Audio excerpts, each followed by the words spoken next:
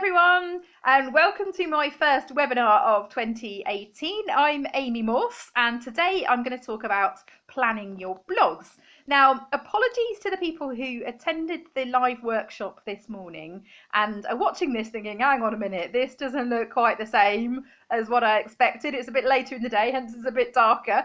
Unfortunately, there was a processing error with the recording of the webinar. So instead, I've just recorded this very short sort of a summary video of the full webinar, so a kind of condensed version just to give you the key points that I covered in the webinar, so at least you had something, and at least there was something that I could send out to the people who weren't able to attend this morning that I promised a recording to. So sorry if it's slightly different, but the content will be more or less the same, just in a more condensed way, I suppose, which, you know, perhaps is a better thing.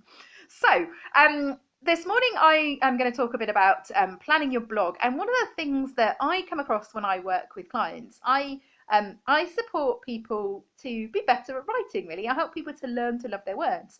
So I work with small businesses in particular, entrepreneurs, people who are experts in their field and are wanting to build their profile as influencers, in particular through blogging and book writing.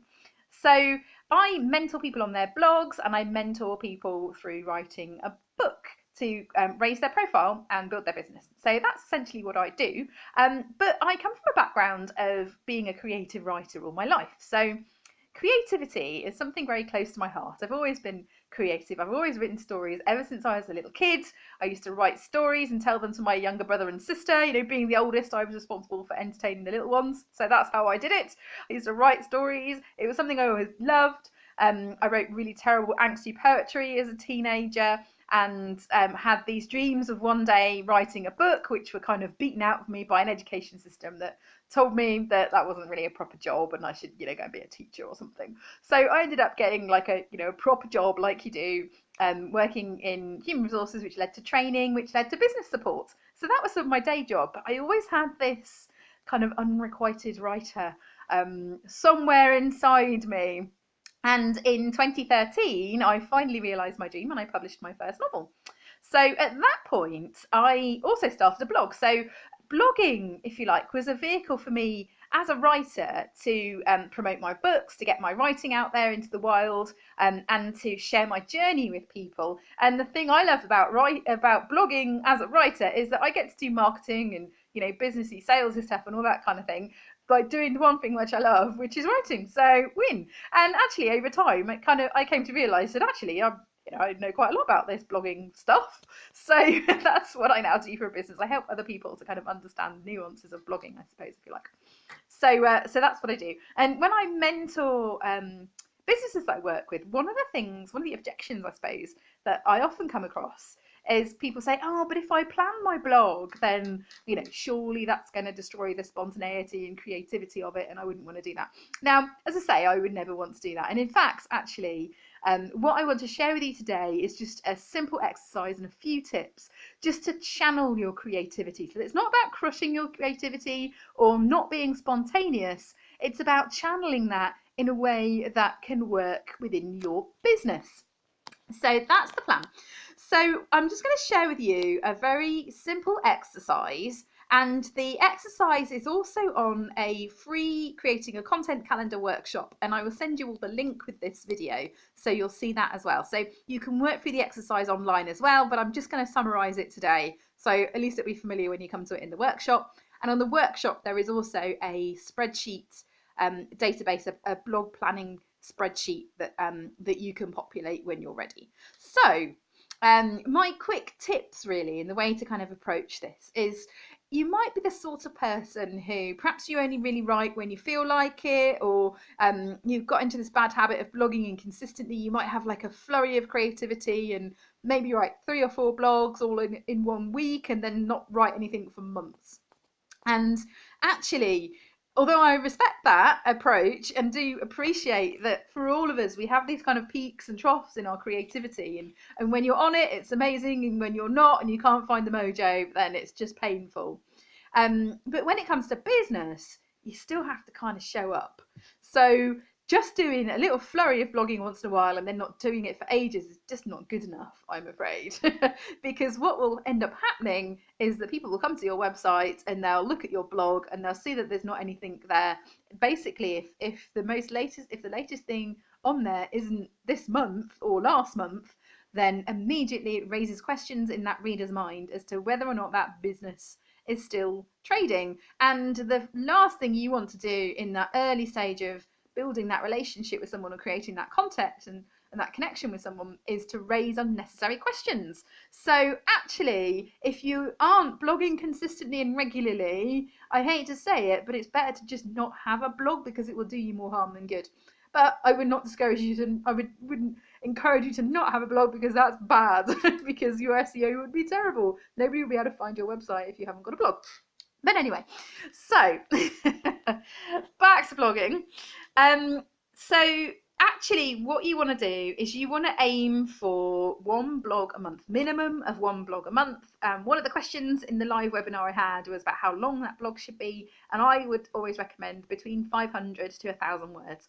And that's basically because much less than 500 words, it's hard to say anything in any detail or add any value to a topic. You can kind of brush over it, but it will be so short and so kind of valueless to the reader that they'll just read it and go like, so what? And much more than about 1,000 to 1,200 words, you're kind of straying into the realms of just being a bit waffly, or perhaps you've written more than one blog. It might be actually that you've kind of started with one topic in mind and then you've gone off on a different tangent, talked about something completely different, and actually you'd be better off not publishing that blog and then splitting up the draft into 2 blogs and rewriting it as 2 blogs. So 500 to 1,000 words, minimum once a month. If you can do it more regularly than that, then brilliant. And actually, once you get into a routine of blogging regularly and you start to get ideas and you start to plan stuff and you get your mojo, you'll probably find that you'll end up writing more than once a month anyway without even really thinking about it. So with that in mind, you want to be publishing a blog post once a month minimum. It needs to be quite short, but not too short. But it also needs to be appropriate to what's happening in your business that month. So the exercise that I mentioned earlier that is also in the workshop is just to start to map out your year. And part of the reason for doing this in January is I think it's a fantastic time to actually be sitting and reflecting on what it is that you want to achieve this year, what's going to be happening in your business in the next 12 months, and where you want to be this time next year, what you want to have achieved. So thinking about where you want to be, what you want to have achieved, what your goals might be in the next year, you can then work back from that and start to build yourself a really simple plan of stepping forward. So you kind of work back from where you want to go and then you start from where you are now, looking at all those different steps. So get yourself a big bit of paper. Either that or a calendar or a month to view diary, something that you can easily just sort of see a month or a year just sort of plotted out in front of you. Now, I would encourage you to do this manually. In other words, bits of paper and pens, books, not to do it digitally. And the reason for that is there's something about getting in touch with that childlike brain where you were kind of playing with stationery that just engages different parts of your brain and different levels of creativity, allows you to look at it from a different angle. And also it's kind of, once you've got it out in front of you, you can do more with it. And when you're happy with what it is that you want to do and what your plan's going to be, you can then type that digitally and have it as something solid that you can work through and that you can be held accountable for. And part of the reason there's a spreadsheet within the workshop is to give you a format through which to do that. So get your big bit of paper and just very simply map out on the left hand side days of the sort of months of the year, so January to December, 5 weeks across the top. Obviously some months are 4 weeks, some months are 5 weeks, so you've got kind of just a really simple, these are the months, these are the weeks, and then you've got a grid, link it all up so you've got a grid so that you can see your 52 weeks of the year, and what can happen, what you want to happen in that time. As I say, the other thing you could do is to work with diary and kind of just annotate it from there. I personally, oh God, dropping stuff. I have a month to view diary, which here it is. Ugh. Hopefully you can see that. which I find really useful. I basically use that as my business plan. So anybody who knows me knows that basically I'm running a business to feed my coffee and stationery habits. So I love a bit of stationery. Anyway, plot out your year and then just think about the key events, the launches, the things that are going to happen in your year, and make a note on that plan. If you haven't really thought that far ahead, just think about actually what you would want to achieve each month. So for example, one of your goals might be that you want to do a minimum of one public speaking gig a month. So actually you can kind of just arbitrarily pick a day in the month to aim for. Say, okay, middle of the month in June and July, I want to have at least one speaking gig, and just put a mark on the plan that you want to aim for that. Because this isn't just about what you're already doing, it's about what you're aiming to do as well. And aligning your content with those so that it all kind of feeds into your business and it all kind of makes sense, and people can follow that journey naturally. So plot that all out, think about the things that you want to achieve, set yourself some little milestones on that plan, plop in there anything that's already booked in or planned, so any launches, events, that kind of stuff. Once you've done that, you can go through and you can take each month in turn and you can think about, okay, is there a theme that month? So if you've got an event coming up in 1 month, let's say March, for example, you'd have that on your plan. You obviously want to promote the event through your content, through your social media, etc. So try and fill the event. But what's the event really all about? And what else is happening in that month that's related to that? So for example, it might be that you're speaking at a wellness event. So you might decide that March is kind of your theme for March is all about mental health or something, or it could all be about physical health or whatever. So think of something that links the things that are happening each month within your business. A subject, a theme, a topic that you can kind of steer your content towards. So you can start to then decide for each month of the year what your theme might be. And with any plan, it's not set in stone. If you do find that things change in the year or you get different opportunities, you can certainly change it. I would say probably the only thing that's going to be even slightly solid is going to be the next 1 to 3 months, I suppose, next quarter really, is where you can probably be fairly confident that you can predict what's going to happen and what you want to happen and what's already planned in the diary. Much beyond that, there is a certain amount of flexibility. So you don't worry about being too prescriptive. You're just mapping it out generally. So do that, decide on your themes for the month, and then think about the content that you can write. So then start to come up with some ideas for things that you can write about. It might be that you already have a few ideas. Maybe you've got some old draft content that you've written, any old blogs that you started that you never quite finished. Plop all that on another bit of paper, just write it all down, don't edit or filter it, just write all those different ideas down on your big bit of paper, and then you can start to link up where that might fit in a theme. And then the next tip is, when it comes to writing content, you need to make time for it. The other biggest issue that most people I work with find when it comes to writing is making the time. And to be honest, that's the same for absolutely everything. We all have 24 hours in a day. Some of us do certain things, some of us don't. It's up to us how we prioritise our time. So what I did at the start of the year is I went through my diary and I blocked out every Monday and every Friday and allocated those as my writing/admin days. So far as possible, I try not to book anything in on those days. So I try not to go to any events. I try not to book in any clients. Obviously, that doesn't always work. Sometimes there's something that I really want to go to, or a client can only do that day. But in the majority of cases, I can protect that time. And if for whatever reason I have to use some of that time, I make sure I replace it somewhere else in the week. So if I'm meeting a client and the only time they can do it is on a Friday, then I might rearrange my diary so that Thursday becomes my writing day, for example. So once you've got it in your diary and you protected it, then you have to show up. And I know that sounds quite scary because you can't just turn on your creativity like a tap. It's there or it isn't. You feel it or you don't sometimes. Some days you're like, yeah. Other days you just, for love nor money, can't even string a sentence together. And what you do is just terrible. Like, I get that, and that's fine. So what I would say is, on those days when you show up, then just do anything writing related. So think about, do research, go back through old articles, read blog content, set up your social media, do anything to do with creating that content. as long as you don't, procrastinate too much, but, valuable stuff that you need to do, structure some stuff, plan some stuff, whatever it might be. Use that time to work on your business and on your writing. And if you can write, then bonus. But then also on those occasions where you are in one of those peaks of creativity, when you have an idea, you're out and about, and somebody says something, or you read something, you think, oh, that's a great idea for a blog, I'm going to write that. You do it there and then, or you do it later that day. It's not a designated day or whatever. Just because you've written something doesn't mean you have to publish it. So if you remember nothing else, that's probably a good one to remember. And also the other thing to remember is that the real writing happens in the editing. Just because you've written it doesn't mean you've got to publish it as it is.